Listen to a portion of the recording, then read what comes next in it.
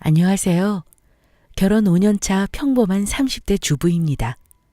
저는 지난 6개월 동안 답답한 가슴을 부여잡고 살았습니다. 믿었던 사람에게 배신당하는 마음이 어떤 건지 뼈저리게 느꼈거든요. 저의 답답한 이야기 좀 같이 들어주세요.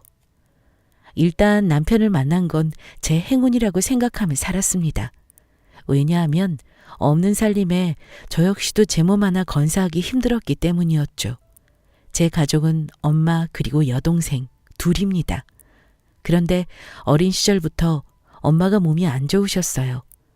디스크로 꽤 오래 힘드셨거든요. 결국 5년 전부터는 경제활동을 아예 못하셨습니다. 게다가 여동생들은 이제 고등학교 1학년, 대학교 2학년이에요. 이렇게 아직 어린 동생들이 있다 보니 제가 가장 역할을 했습니다. 아버지는 제가 초등학교 2학년 올라갈 때 돌아가셨어요. 갑작스런 심장마비로 돌아가셨는데 사실 어릴 적 이야기라 기억이 어렴풋해요. 아빠와의 추억도 그리 많지는 않았습니다. 가장 역할을 했지만 전 집안 사정을 원망하거나 탓하지는 않았습니다. 어차피 그렇게 한다고 달라지는 건 없었으니까요. 또 무엇보다 이 세상에 하나밖에 없는 우리 가족은 저한테 항상 특별했어요. 제가 동생들을 위해 밥벌이를 하는 걸 알고 계셨기 때문에 엄마는 항상 제 편을 들어주셨어요. 그리고 다행히 동생들도 누구 하나 엇나가지 않고 제 할 일을 하면서 성실하게 학교 생활을 해주었습니다. 엄마, 나만 믿어? 응? 내가 지혜랑 민지 대학교 졸업은 다 시킬 거니까. 알았지? 소라야, 엄마가 정말 미안하다. 너도 힘들 텐데 애들 뒷바라지하느라 얼마나 고생이야. 됐어. 어차피 다 공부머리 없는 거 알잖아. 민지 이제 곧 졸업이니까 민지도 같이 으쌰으쌰 할 거야. 박복한 가정환경에 태어난 저는 이렇게 꿋꿋하게 씩씩하게 살아갔어요. 다행히 동생들이 착해서 믿고 의지할 수 있었습니다. 일단 저는 작은 중소기업에서 일하고 있습니다. 벌써 대리가 된 지 3년이 넘었네요. 나름대로 성실하게 제 일하면서 돈도 차곡차곡 모으고 있었습니다. 그런데 제 고민은 단 하나, 바로 결혼이었어요. 과연 저랑 결혼을 할 남자가 있을까? 내 집안 사정을 이해해주는 마음 넓은 사람이 어디 있을까 하는 생각이 늘 있었거든요. 모아둔 돈이 넉넉한 것도 아니고 게다가 집안 사정이 이렇다 보니 선뜻 사랑을 할 용기도 믿음도 도저히 안 나왔어요. 게다가 나이는 어느덧 30대 중반을 넘어가는데 혼기는 차고 있고 주변 친구들은 모두 결혼을 했거든요. 저는 딱히 결혼에 대한 환상은 없었는데 중반이 넘어가자 외롭기도 하고 의지할 만한 사람이 필요했습니다. 그리고 아마 아버지가 안 계셨기 때문에 결혼에 대한 생각이 깊어졌던 것 같아요. 가끔 딸부자 집에서 남자가 필요한 순간이 있거든요. 또 형부가 있으면 동생들도 아빠처럼 따르면서 의지할 수 있을 거라 믿었습니다. 그러다 우연히 좋은 기회로 소개팅을 받게 되었어요. 전기차 회사 부품 담당을 하는 사람이라고 하더라고요. 친구가 워낙 성실하다고 해서 소개를 받았는데 나름 제 스타일이었습니다. 첫 소개팅 때 같이 밥을 먹고 영화를 보는 데이트 코스였어요. 그때 영화를 보는데 여태껏 모은 쿠폰들을 이용해서 할인을 받는 모습을 보았어요. 남들이 보면 구질구질하다고 생각할 수 있는데 저는 요즘 사람 같지 않게 알뜰살뜰하게 절약하는 모습에서 성실함을 느꼈습니다. 그리고 그 후 몇 번 더 데이트를 했습니다. 보면 볼수록 참 사람이 허세스럽지 않고 착하더라고요. 그리고 얼마 지나지 않아 저희는 자연스럽게 사귀게 되었습니다. 늘 자기 일에 항상 성실하고 믿음직스러운 모습 덕분에 제가 의지할 수 있었어요. 그리고 저희 집 가정사나 집안 이야기를 했을 때 놀라지 않고 받아들여줬어요. 오히려 손을 꼭 잡아주면서 같이 잘해보자고 안심을 주었던 사람이었습니다. 결국 그런 고마운 마음이 쌓이고 쌓여 결혼까지 확신을 가지게 되었죠. 오빠, 우리 결혼하려면 주택 청약 말고도 좀 더 적금 부어야 하지 않아? 그런가? 요즘 은행 금리가 워낙 적어서 말이지. 그래, 내년에 우리 결혼하려면 악착같이 모으자. 오빠도 힘내볼게. 저희는 없는 살림이지만 서로 돈을 모아가며 결혼 자금을 마련했습니다. 동생들과 엄마 생활비, 그리고 숨만 쉬어도 나가는 돈들이 너무나 많았지만 그래도 결혼하고 싶은 남자를 만나 이렇게 돈을 모으는 시간들이 행복했어요. 물론 오빠가 좀 더 결혼 자금을 보탤 수밖에 없었습니다. 저는 제 가족에게 할애해야 하는 시간과 돈이 정해져 있었거든요. 너무 미안했지만 오빠도 이해해 주었어요. 그렇게 저희는 2년 연애의 종지부를 찍었어요. 결혼한 이후에도 여전히 저는 가장으로서 살아가야 했지만 남편도 이 부분을 존중해 주었습니다. 무엇보다 내 편이 있다는 생각에 힘이 나더라고요. 그런데 한 가지 문제가 있었어요. 그건 바로 시어머니였습니다. 오빠는 어릴 때부터 홀어머니 아래에서 살았거든요. 그런데 오빠 결혼 조건이 신혼집을 어머님 동네에서 가깝게 시작하는 거였어요. 결혼하면 나름 자유롭게 살 수 있을 거라 생각했었는데 요즘 시대에 시어머니 집 근처에 신혼집이라니요. 뭐 같은 집에 사는 건 아니니 괜찮겠지 하는 생각에 그때 당시에는 대수롭지 않게 생각했습니다. 하지만 지금아 돌이켜보니 그때 제 선택에 지금은 엄청 후회합니다. 그래도 어쩔 수 없었어요. 외동아들의 효자였던 오빠는 도저히 어머님을 혼자 둘 수는 없다고 하더라고요. 저 역시 홀어머니 아래서 자란 처지라 그 마음을 아예 이해 못하는 건 아니었습니다. 결국 저희는 시어머니와 10분 거리 아파트로 이사가게 되었어요. 한 집에 사는 건 아니니 그나마 다행이다 싶었습니다. 동생들과 친정 엄마한테도 이 사실을 전달드렸죠. 장남 같았던 제가 결혼한다는 소식에 모두 축하해 주었어요. 저도 이제 행복한 일만 가득할 거라 믿었습니다. 그런데 시어머니와 가까이 산다는 건 쉬운 일은 아니었어요. 얘야, 나 지금 너희 집에 와 있는데 꼴이 이게 뭐니? 네? 저희 집이라고요? 어떻게 들어가신 거예요? 뭘 그렇게 놀라? 반찬 좀 싸서 주려고 왔지. 민식이한테 비밀번호 물어봤더니 알려주던데? 네. 아침에 급하게 나오느라 청소도 못했네요. 냉장고에 넣고 가세요. 감사해요. 잘 먹겠습니다. 얘야, 너 민식이 밥은 제대로 해주는 거지? 냉장고 안 그래도 열어봤더니 먹을 게 하나도 없던데 그게 뭐니? 너 아기는 안 가질 거야? 영양분 제대로 잘 챙겨 먹어야지 아들 낳는 거야. 알겠어? 네네. 제가 지금 일이 있어서요. 회사 회의 들어가 봐야 할 것 같아요. 그래, 알겠다. 수고해라. 시어머니는 가끔 저희 신혼집을 제 집 드나들듯이 왔다 가셨습니다. 정말이지 숨막히는 기분이 들더라고요. 냉장고, 바닥 청소, 화장실 변기, 심지어 신발장에 있는 신발 정리까지. 어떻게 해야 시어머니 마음에 드는지 그 기준을 맞추기가 너무 어려웠어요. 이건 당해보지 않은 사람들은 몰라요. 정말이지 숨이 턱턱 막히는 기분이었어요. 오빠, 어머님한테 왜 비밀번호를 알려주고 그래? 그러니까 제 집 드나들듯이 오시잖아. 안 그래? 야, 무슨 말을 그렇게 하냐? 어머님이 그리고 틀린 말 했어? 너 청소 제대로 못하는 거 맞잖아. 그리고 냉장고 정리는 나부터 이야기하고 싶었어. 오빠, 결혼할 때 약속 잊었어? 가까이 살되 서로 터치하지 않게 오빠가 중간에서 역할 잘해준다고 했잖아. 그런데 이게 뭐야? 지금 터치 수준이 아니야, 이건. 엄마도 혼자 지내다 보니 적적해서 그렇지 뭐. 조금만 이해해줘. 됐어. 비밀번호는 다음 주에 기사님 불러서 바꿀 거야. 아무리 생각해도 이건 아니야. 나 일하고 있는데 아무 때나 전화 오셔서 방해하시잖아. 야, 방해라니. 너 무슨 말을 그딴 식으로 하냐? 네, 맞습니다. 남편과 저는 결혼하기 전만 해도 싸움에 싸자도 모르는 사이였어요. 그런데 이상하게 결혼하고 시어머니 문제로 티격태격 싸우기 시작했습니다. 저도 남편과 자꾸 싸우게 되는 이 상황이 너무 싫더라고요. 게다가 자존감도 점점 떨어졌습니다. 그런데 사사건건 간섭하는 시어머니의 태도는 도저히 참을 수가 없었어요. 심지어는 가끔 퇴근길에 저를 집에 불러들이셨습니다. 그리고 밥을 차리라고 하시더라고요. 여보세요? 어머니? 그래, 얘야. 너 퇴근하고 있어? 아, 네네. 곧 탈 것 같아요. 근데 무슨 일 있으세요? 다른 게 아니라 우리 집에 와서 밥 좀 차려다오. 아, 지금요? 지난번에 제가 반찬 보내드리지 않았어요, 어머님? 아니면 제가 오늘 좀 늦을 것 같은데 오빠한테 가라고 할까요?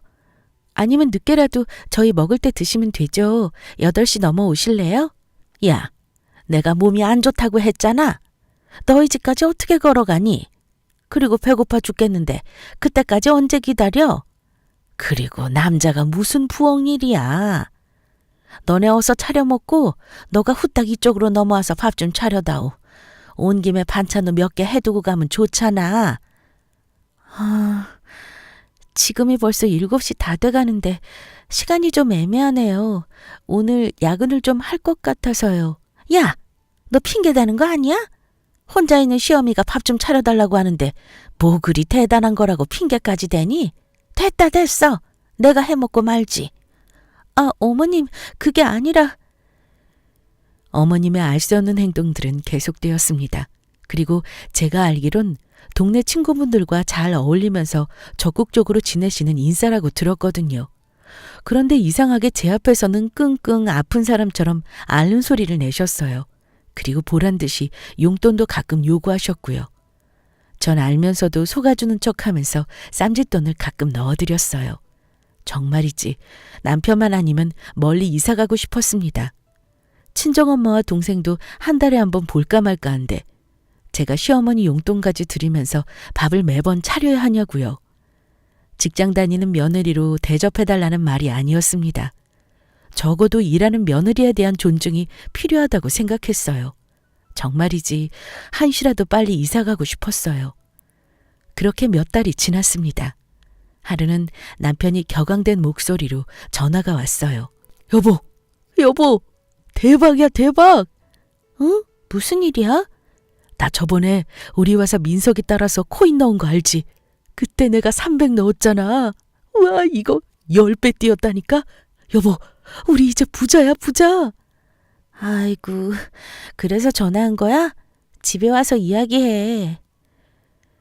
남편이 이렇게 아이처럼 좋아하는 모습은 처음 본 것 같아요.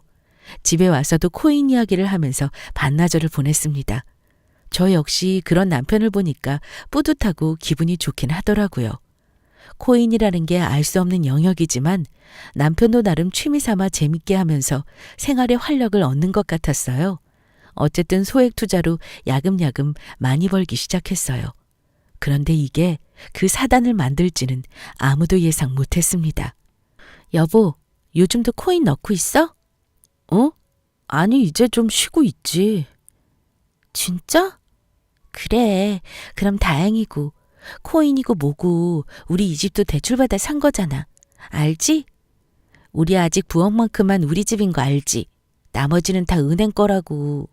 코인 하다가 망하는 사람들 많다고 하던데 이제 그만해. 저번에도 갑자기 훅 떨어졌잖아.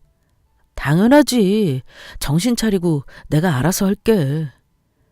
그렇게 저는 남편을 믿었습니다. 아니, 믿고 싶었어요. 크게 의심갈 만한 행동도 하지 않았고 게다가 월급이 들어오는 족족 한꺼번에 통장에 쌓이기 때문에 제 눈밖에서 딴짓을 할 수는 없었습니다. 그런데 참, 이게 여자의 촉일까요? 이상하게 마음이 불안하더라고요. 그리고 열지 말아야 할 판도라의 상자를 열고 말았어요. 아무리 서로 부부로 산다고 해도 상대 핸드폰을 뒤지고 열어보는 행동은 하지 말자고 결혼 전부터 약속했거든요. 그런데 이번에 제 촉은 너무 정확했기 때문에 가만히 두고 볼 수가 없었습니다. 남편이 출근한다고 샤워하러 들어간 사이 결국 저는 핸드폰을 열어봤어요. 핸드폰 카톡이 20개나 와 있더라고요. 부재중 전화도 5통이나 와 있었고요. 미쳤네. 도저히 아무 말도 할 수가 없었습니다. 이상한 곳에서 사채를 빌렸었는지 비톡족 카톡이 20개나 넘게 쌓여 있었습니다. 게다가 전화 온 곳은 박 사장이라고 저장된 번호였어요. 손이 떨리고 가슴이 콩닥콩닥 너무 뛰었지만 침착해야 했습니다. 그리고 박 사장인지 김 사장인지한테 전화를 했어요. 제발 아니길 바라는 마음으로 전화를 들었습니다. 여보세요? 박 사장님이신가요? 야, 너 뭐하는 자식이야? 어? 화가 잔뜩 난 한 남자가 전화를 받았습니다. 저는 민국 오빠 아내 되는 사람입니다. 저희 오빠한테 지금 무슨 일 있나요? 아내분이셨구나. 민국이 지금 어디 있나요? 잠깐 나갔어요. 솔직하게 말씀해 주세요. 지금 민국 오빠 무슨 일을 하고 다니는 건가요? 민국이랑 저는 대학 때부터 호영호제했던 사이예요. 근데 얼마 전 이 새끼가 저한테 2천만 원만 빌려달라고 하더라고요. 제가 사업을 하거든요. 그놈의 코인인지 뭔지 이번엔 확실한 게 있다면서 투자 좀 하라고 해서 민국이 믿고 돈을 좀 빌려줬어요. 이자까지 하면 지금 거의 2배 될 거예요. 회사를 가도 없고 집에 찾아가도 없던데 민국이 어디 있어요? 다 엉터리 주소 알려준 건지 어디에도 흔적이 없더라고요. 요 며칠 저도 얼굴을 못 봤어요. 핸드폰도 차에 있길래 제가 간신히 찾아서 전화드린 거예요. 저도 남편 소식이 궁금해서요. 어제 잠깐 집 근처 와서 차에서 잔 모양이에요. 정말 죄송해요. 일이 어떻게 된 건지 오빠한테 알아보고 빌린 돈은 꼭 갚을게요. 순간적으로 저도 거짓말을 하고 말았습니다. 일단 자초지종을 듣고 일을 해결해야겠다 싶었죠.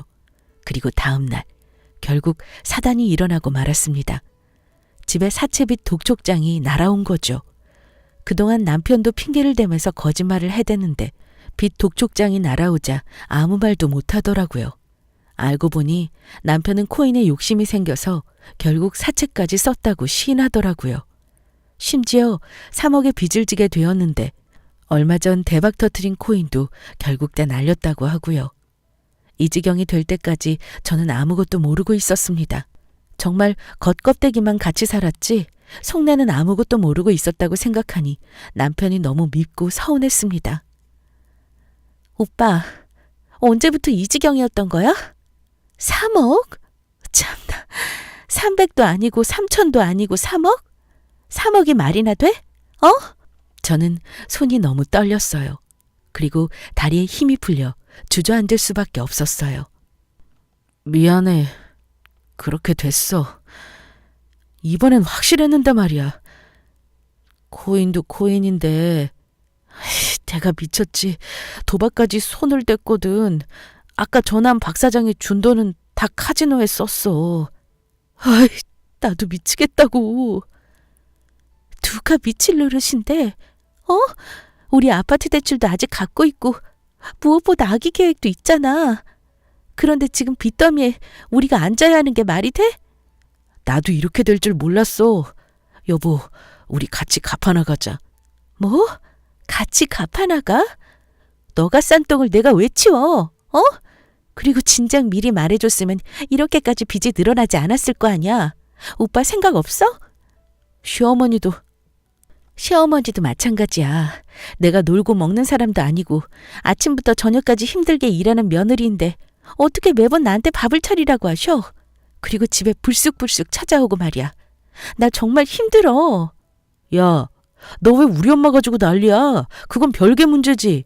오빠 우리 집 사정 뻔히 알잖아. 나도 딸린 식구가 있어. 동생들 2명의 엄마까지 나도 용돈 보내고 싶고 나도 더 많이 가고 싶어. 근데 결혼하고 나서 오빠 우리 가족들 제대로 챙긴 적 있어? 우리 엄마 용돈 제대로 준 적 있어? 야, 말은 바로 해. 너랑 결혼하면서 내가 너희 집 가정형편 보고 얼마나 충격받았는지 알아? 그동안 결혼 자금도 내가 다 모았잖아. 너는 너 동생들 챙기느라 바쁜 거 내가 다 이해해줬잖아. 그거 몰라서 그래? 처제 대학 등록금도 너가 다 냈잖아. 솔직히 우리 결혼 자금 내가 거의 다 했지. 안 그래? 오빠, 됐고 난 이 빚 같이 못 갚아. 아니 안 갚아. 지긋지긋해. 여태 돈 때문에 얼마나 힘들었는데 오빠까지 거머리처럼 나한테 달라붙으려고 해. 정말 못해. 안 해. 저도 감정이 격앙되다 보니 그동안 쌓인 서름들이 한꺼번에 올라오더라고요. 물론 오빠 마음도 답답하겠지만 지금 내 마음을 알아주는 사람이 이 세상에 한 명도 없다고 생각이 드니 눈앞이 보이지가 않았어요. 거의 이성을 잃기 직전이었습니다. 그때 시어머님 목소리가 들렸습니다. 야, 이년아! 너 지금 남편한테 뭐라고? 거머리? 말 다 했어? 시어머니는 저희가 싸우는 사이에 비밀번호를 눌러 아니나 다를까 집에 몰래 들어오셨더라고요. 그리고 빚 독촉장 이야기부터 동생들 뒷바라지한 이야기까지 모두 듣고 계셨습니다. 어머니, 지금 오빠가 무슨 행동을 했는지 아세요? 됐고, 야, 너 남편을 이렇게 대우하면 안 되는 거야. 하나밖에 없는 내 아들, 너가 뭔데 이래라 저래라 하면서 무시해? 너 말 잘했다. 일하는 며느리? 그래, 일하는 며느리 좋지. 그런데 너무 유세 떠는 거 아니냐? 너보다 훨씬 더 잘 벌고 잘 챙겨주는 며느리 세고 셌어. 어디서 여자가 남편을 개무시하면서 말을 해? 제대로 사과 안 해? 네, 잘 됐네요.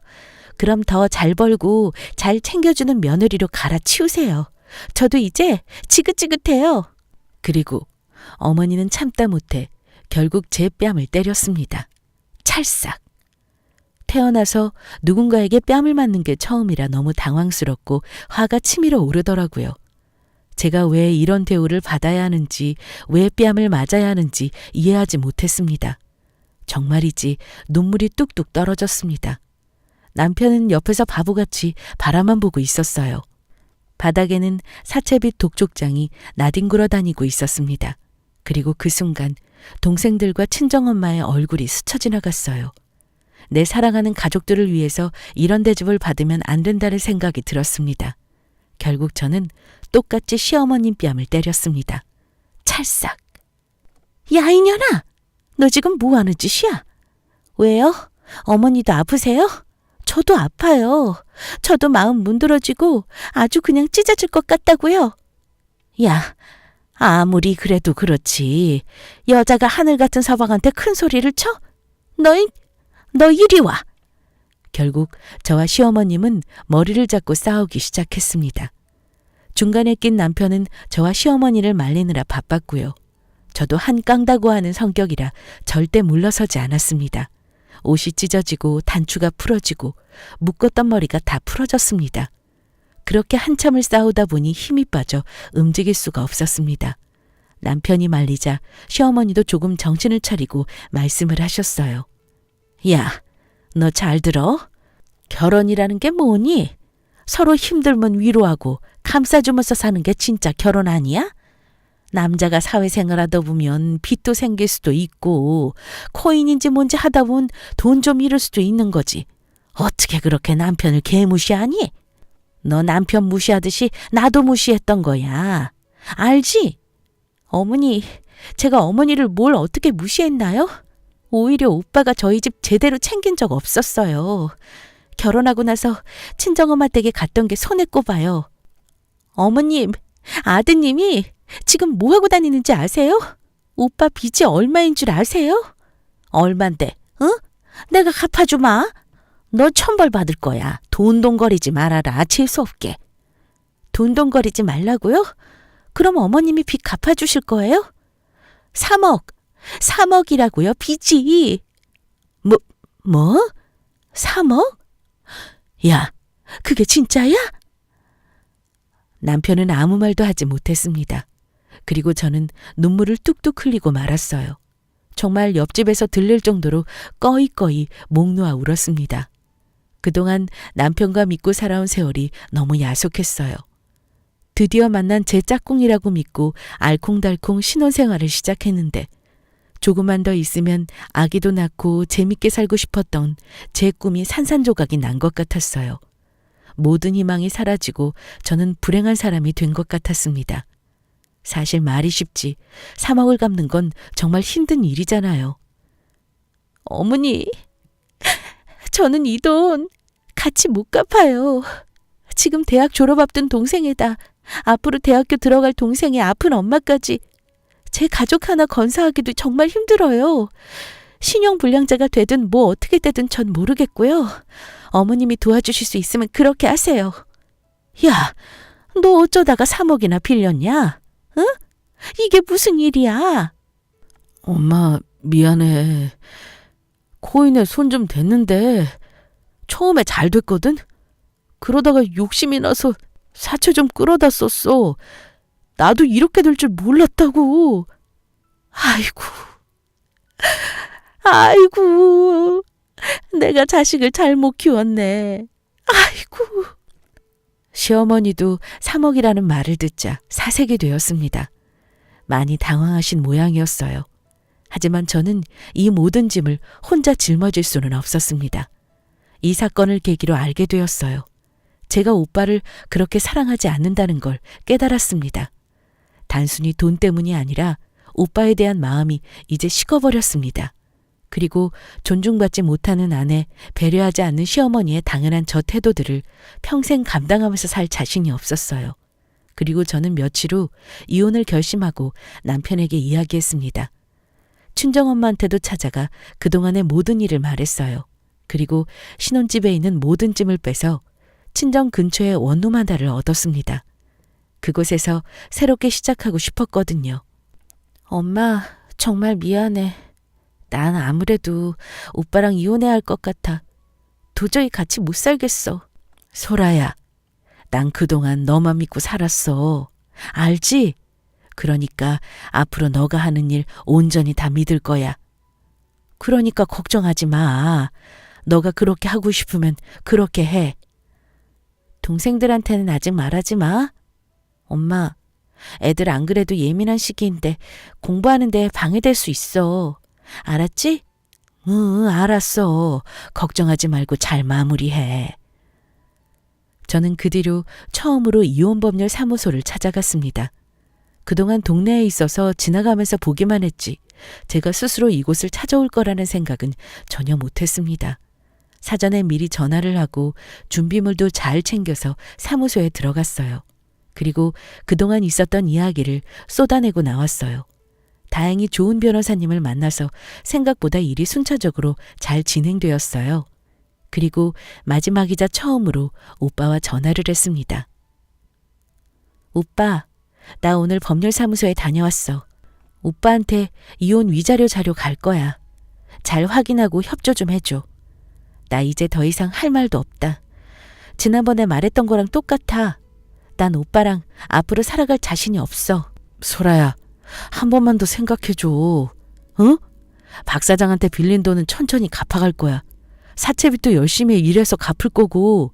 내가 이렇게 힘들어졌는데 너마저 없으면 나 어떡하냐? 응? 오빠, 나 빚 때문에 이혼하려고 하는 거 아니야. 착각하지 마. 그동안 난 오빠한테 사랑을 받은 적이 없었던 것 같아. 나 역시도 오빠에게 사랑 없이 대했던 것 같고. 우리는 사랑 없이 결혼한 부부 같아. 이해 가? 오빠 그렇게 빚 독촉장 날아온 거 보면서 내가 맨 처음으로 했던 생각이 뭔지 알아?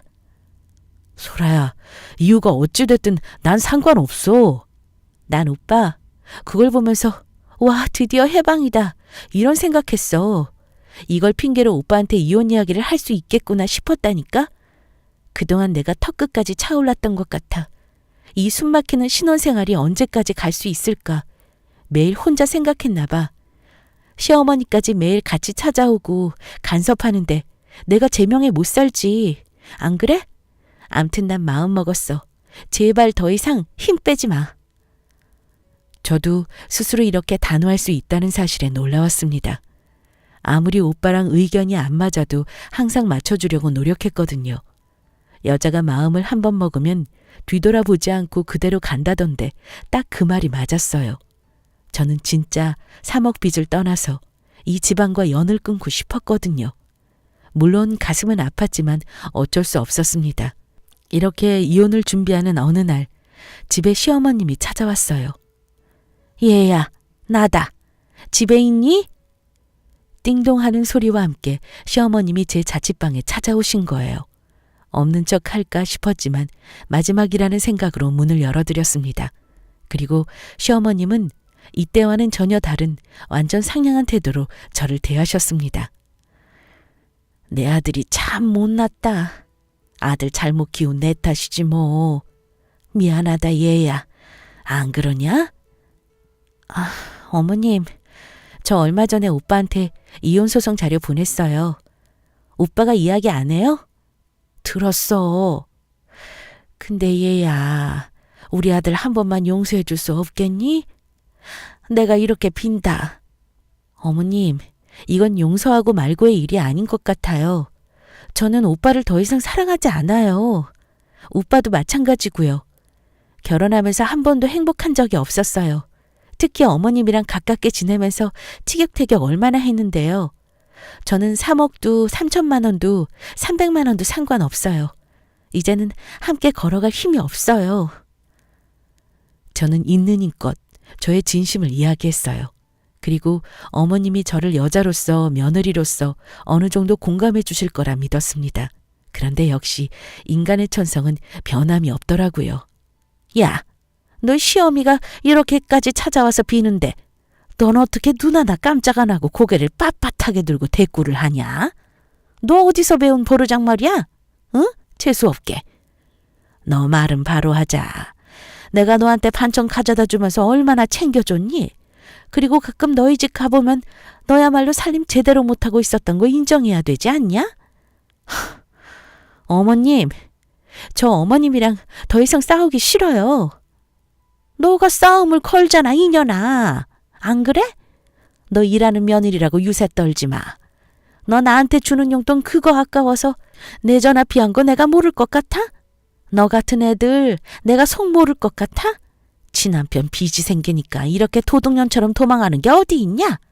너 같은 년을 낳고 미역국을 먹은 너네 엄마가 불쌍하다. 아이고 속 터져라. 저기요, 방금 욕하셨어요? 그리고 우리 엄마 이야기가 여기서 왜 나오죠? 어머니, 저 오빠랑 이제 남남이에요. 저한테 이러실 권리 없으세요. 권리? 역 같은 소리하고 앉았네. 너 3억 갚을 능력이 없으니까 이렇게 도망가는 거 아니야? 까놓고 말해 이거사, 둥구렁이 같은 년.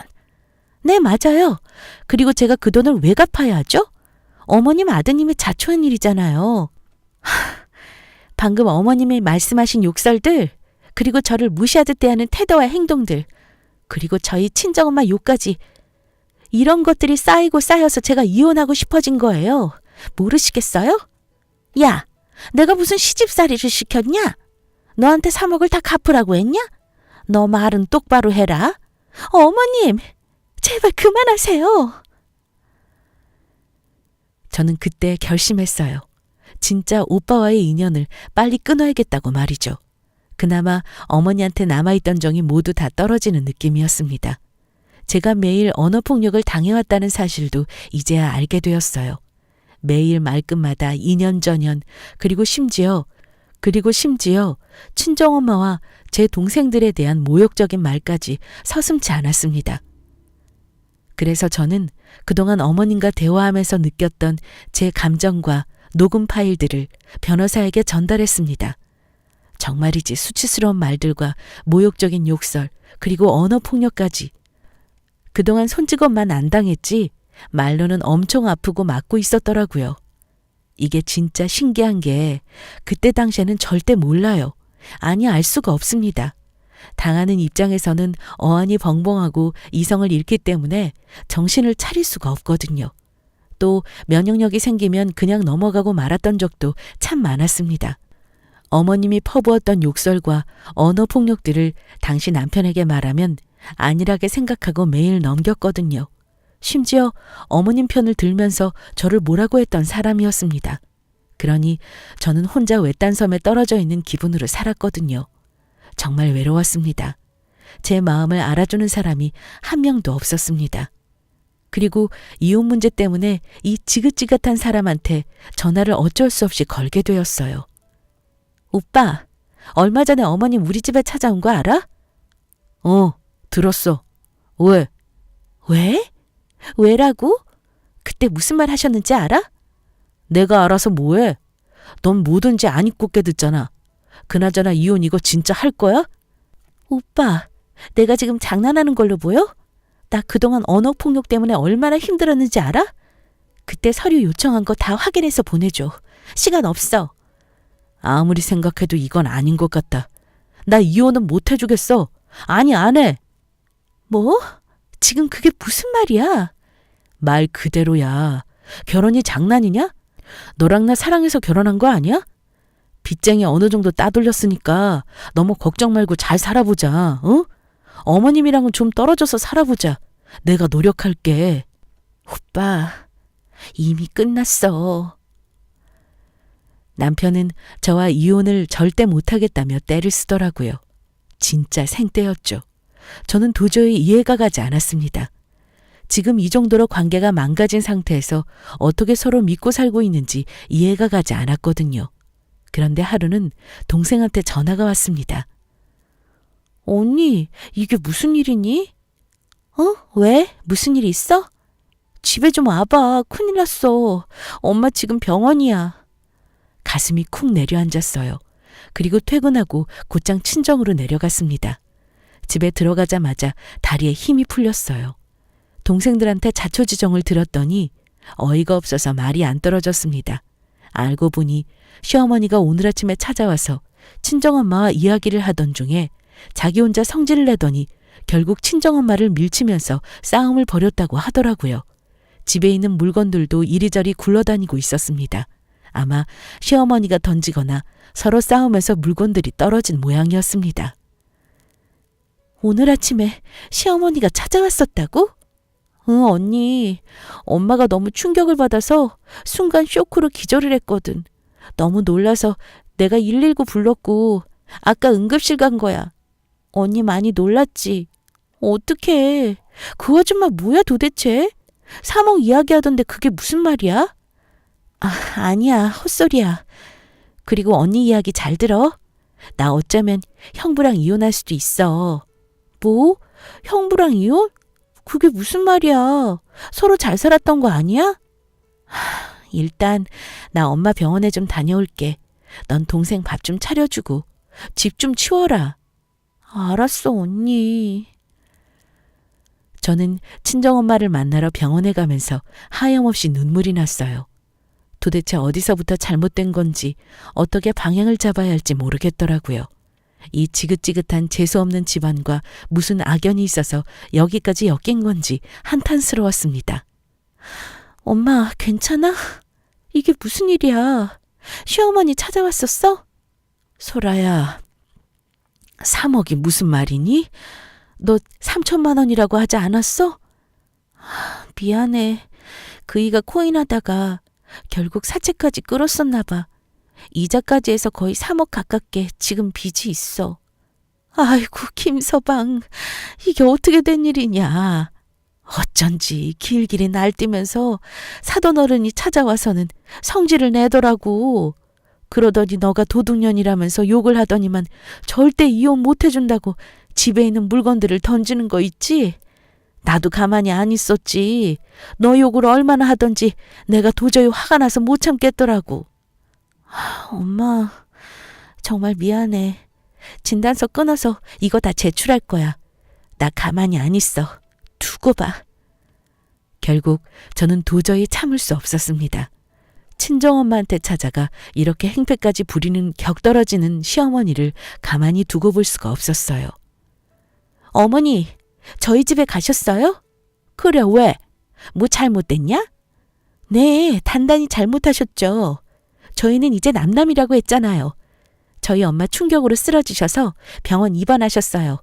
어떻게 책임지실 거예요? 내가 왜 책임을 지니? 우리 아들 욕을 하는데 너네 엄마가 잘못한 거 아니냐? 저희 엄마가 그냥 이야기하셨을까요? 어머님은 제 욕 엄청 하셨겠죠? 아니에요? 그래, 그것도 맞다. 넌 욕 얻어먹을 만한 일을 하잖아. 그리고 이혼한다길래 서로 이혼은 양가에서 잘 막아보자고 이야기 좀 하려고 갔더니만 나를 무슨 벌레 취급하면서 내쫓으려고 하니까 내가 화가 안 나? 어머니, 저희 엄마 아프세요. 아시잖아요. 그리고 저한테 와서 이야기하셔야지. 친정까지 가서 도대체 무슨 경우 없는 행동이세요? 물건까지 던지면서 행패를 부리면 어떡하냐고요? 됐고, 너네 이혼은 절대 못한다. 아니, 안 시킬 거야, 내가. 3억이고 뭐고 다 떠나서 한 번 들어온 가족은 영원히 가족인 거야. 알았어? 아니요. 저는 반드시 이혼할 거예요. 더 이상 같이 못 살아요. 위자료 청구 자료 오빠 받았을 거예요. 저희 엄마 진단서도 함께 첨부할 테니까 그렇게 알고 계세요. 저 이제 가만히 안 있어요. 똑바로 새겨 들으세요. 저희 가족 피눈물 나게 만들면 저도 똑같이 피눈물 흘리게 만들어 드릴 거예요. 뭐? 이 재수 없는 년이 어디서 배운 버르장머리야? 저는 여태껏 제가 겪었던 일들에 대해 서류를 만들었습니다. 정말 꼼꼼하게 다시 정리해서 만들었어요. 그리고 남편과 시어머니와 전화했던 전화 녹음 파일, 대화 음성 녹음 파일, 그리고 엄마가 병원에서 받은 진단서까지 모두 이원법률사무소에 제출하고 위자료 1억까지 청구하게 되었어요. 변호사 말로는 여태 겪은 일들이 너무 고통스럽고 힘든 일들이라 위자료도 충분히 받을 수 있을 거라 하더라고요. 정말 다행이었습니다. 그리고 얼마 전 그 지긋지긋한 이혼 소송이 드디어 끝났습니다. 그리고 보란 듯이 위자료 1억까지 챙기고 깨끗하게 이혼하게 되었어요. 그 뒤로 남편과 시어머니가 어떻게 지내는지는 전혀 알 수 없었어요. 알고 싶지도 않았습니다. 저는 핸드폰 번호도 바꾸고 살던 집에서 다른 동네로 이사를 했습니다. 아예 시어머니가 찾아오지 못하게 온 가족이 이사를 가게 되었어요. 도망을 간 게 아닙니다. 저는 그 집과는 악연을 정말이지 끊어내고 싶었거든요. 들려오는 소문에 의하면 남편은 아직도 빚독 쪽에 시달리고 있다고 하더라고요. 그리고 시어머님은 동네에 소문이 이미 다 퍼져서 얼굴도 못 들고 다닐 정도로 왕따를 당하고 있다고 했습니다. 같은 동네 아주버님들이 저를 이뻐해 주셨는데 제가 갑자기 이혼하고 나가는 걸 보시면서 아마 눈치를 채셨던 모양이에요. 어쨌든 저는 이제 드디어 자유를 찾았습니다. 아직 동생들 뒷바라지하느라 가끔은 힘들 때도 있지만 남편과 살던 그 1년의 지옥 같은 시간과는 비교할 수 없을 만큼 행복합니다. 친정엄마도 디스크가 좀 나아지셔서 간단하게 소일거리로 반찬 가게 알바를 시작하게 되셨어요. 동생들은 워낙 공부를 잘하는 편이라 얼마 전 장학금도 받고 전교 3등도 했고요. 정말 동생들 믿고 살아가고 있습니다. 사람이 죽으라는 법은 없나 봐요. 여러분도 너무 힘들고 지칠 때 희망을 잃지 마세요. 어떻게든 솟아날 구멍은 있습니다. 희망을 잃고 허우적거리는 분들이 계신다면 제 이야기가 도움이 되면 좋겠네요. 지금까지 제 이야기 들어주셔서 감사합니다.